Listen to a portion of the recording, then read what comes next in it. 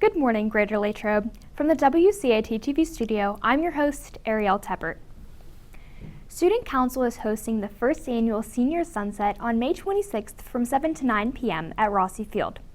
The event features a bouncy house, obstacle course, music, oversized lawn games, and Graeter's ice cream. Each student who attended will receive a coupon for one complimentary double scoop of ice cream. The event is for seniors only and symbolizes the ending to high school. All library materials are due back to the library by Monday, May 23rd. Please place all items into one of the library book drops, which are located outside of the library entrance and in the circular counter. If you have a specific need to keep an item past May 23rd, please email or see Mrs. Mamrell before the due date. Wondering what's on the menu today? Here's McKenna Yutzi with What's Cookin'.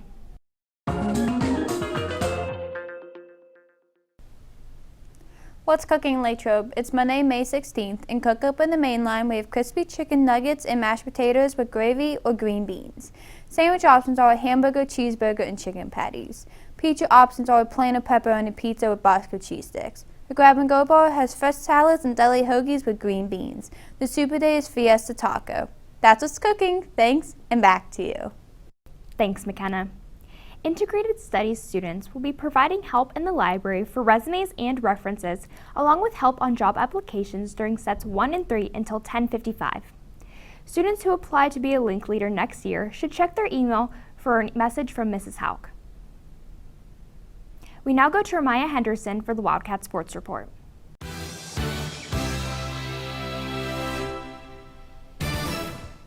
Thanks, Ariel. Congratulations to the Letterman's Club Athlete of the Week, senior pitcher and outfielder Jacob Stu Albaugh. Stu has been a key to the success of the section championship Wildcat baseball team. Stu pitched a complete game in an 8-2 win over Gateway. He also helped the offense out with a home run. Stu is a big factor in the Wildcats taking 2 from Gateway and dominating their section. Congratulations, Stu. That's all for sports. Back to you. Thanks, Ramaya. The American Heart Association estimates that 100,000 to 200,000 lives of adults and children could be saved each year if CPR were performed early enough. Here is Belle Blasi with a story about a local hero. You've heard about superheroes such as Batman and Hulk. They are the ideal image of what a hero should be. Their powers would be nice to have, but sometimes the real hero is just around the corner. Mark Rullo, owner of the local gym My Fitness Kitchen, was not on the clock to work. There was a leak in the men's bathroom, so he had to come and fix it. While he was there, a staff member came up to him and informed him that a client had fallen into cardiac arrest. A client of ours, actually a family member, brother-in-law, cardiac arrest in the facility just after 10 minutes entering. So he just happened to come in. He was in mid-conversation talking to another client in here. I happened to be in the building, but I was separated by a wall divider. While he was talking to the other individual, his eyes rolled up. In mid-conversation, he fell straight back onto his back into the cardiac arrest. Mark immediately sprang into action, completing CPR and using an AED to help his client in critical condition. Probably able to respond within 20 to 30 seconds, which was critical to the success. Immediately provide the CPR and get assistance from my staff with calling 911 and getting our AED over to the individual ASAP. God must have put him there that day. He knew Mark would be the person to stay calm and do the right thing in this situation. In a life or death moment, Mark knew exactly what to do. Our industry requires people to be with their certifications, educations, to maintain a CPR certifications and so forth. But having done this for over 44 years, because since I was about 14, I've been able to do that. So the practice of doing it so many years just made it more of a reaction rather than, so I didn't have to think about it. It just immediately when I saw it, check pulse, see if he's breathing, do all that. Immediately apply the chest compressions, go through that, call for the AED and the 911. With starting CPR and using the AED, Mark was able to save his client's life. That man would not be in the same condition that he is now without Mark's actions. Many consider him a hero. I don't know about that. Some people have said that. I don't consider it a hero. That's just things that we do in our line of business as a weight management, lifestyle, health, fitness professional. We're here to change people's lives for the better. So not that we want to be doing that every day, happen to do that, but that just comes with it. So I'm just glad that I had the training and the from that to be able to react the way I did and happen to be at the right place at the right time. And we were fortunate because even all these situations, there's other individuals who don't have the fortunate ending that we had. Mark had all of the training to know what to do in this high-pressure situation. You too can take some steps to learn more about CPR.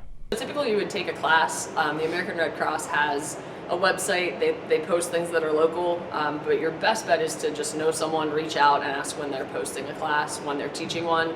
If students are interested in Latrobe, they could get a hold of me and ask me when either my next recertification is, when my next lifeguarding class is, and that certifies in CPR as well. You truly never know what could happen. Some students here at Greater Latrobe had to use the CPR skills that they learned in their lifeguarding class in a real-life situation. She was in my class because her boyfriend was in my class. They both ended up not getting certified in lifeguarding just because they chose not to. But they were at the boyfriend's house. His dad had a heart attack during the Pens game, and they acted real fast. I actually got a phone call from the girl's dad and said that the surgeon came out and thanked them. They started CPR right away. They did the compressions hard enough, fast enough, and the dad had no lasting ailments afterwards. So as soon as he healed, he was good to go. So really, really nice to hear that even though they weren't working for like their certification, they still learned the skills and they were still able to use them in real life. Don't underestimate the power you have to save someone's life. Think about taking a CPR class. You could be a hero too. Reporting for WCAT TV, I'm Belle Blasi. Thanks, Belle. Thanks for tuning in to this edition of WCAT TV News. Have a great day, Latrobe. Please stay tuned for the Keystone Exam Code of Conduct for test takers. The Code of Conduct for test takers. Do listen to, read, and follow all directions given. Ask questions if you do not understand the directions. Read each question carefully, especially multiple choice items that ask for the best answer. Also, be sure to read any open-ended items carefully before responding. Be careful when marking your answers so that you do not skip spaces or fill in wrong sections. Make sure to completely fill in the bubble for the answers you select and completely erase any answers you change. Keep your eyes on your own test. Try to answer each test item. Check that you have completed all test items in the test section before closing your test booklet or submitting your final responses online. Report any suspected cheating to your teacher or principal. Do not have notes in your possession during the test. Have any unapproved electronic devices such as cell phones, smartphones, smartwatches, and etc. in your possession during the test. You may have an approved calculator, if applicable, during the test. Share a calculator with others. Use the bubbles in the answer booklet to either eliminate possible incorrect answers or possible correct answers by making marks in the multiple bubbles and erasing. Mark only the bubble for the correct answer you have chosen. Talk with others about questions on the test during or after the test. You may discuss the testing process or issues of concern with your parents or guardians. Take notes about the test to share with others. Leave an online test session until the session is complete or until instructed to do so. Use social media to post information about the test or test items.